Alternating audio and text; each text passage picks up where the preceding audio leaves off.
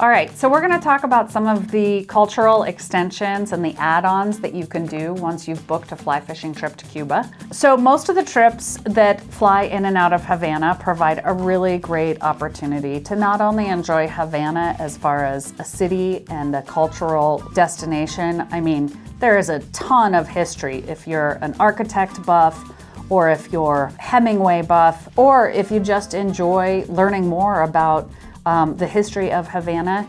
It is a very, very rich history, starting with the fact that it was the largest port in Central America and the Caribbean for the last 500 plus years. So if you think about it, every single boat that went to the New World from the old world spent some time in Havana, either inbound or on their way over to the Old World. So has a wealth of history going back to the days of pirates, and it shows. I highly recommend spending a day or two either enjoying the city, and if you have the luxury of even more time, one extension is to come over here into Pinar del Rio province and the Viñales region and enjoy the UNESCO World Heritage Site that is Viñales Valley. It's a beautiful valley where they farm tobacco for Cuba's famous cigars by hand, using non-mechanical mechanisms. And so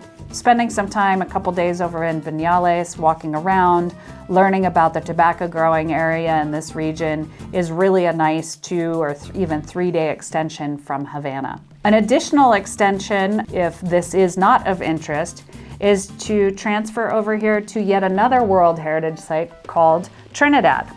Trinidad is this beautiful coastal colonial town on a hillside, and it has all sorts of cool things to be able to check out and see, including a Casa de Música, which is a cultural hub where they have great music on a regular basis, and particular cave located in a bar that's worth checking out. I mean, why wouldn't you have a mojito or a beer in a bar in a cave in Trinidad? So a couple different extension ideas that we can always facilitate for you in addition to your short stay in Havana. Yellow Dog has been sending clients to Cuba for over 15 years.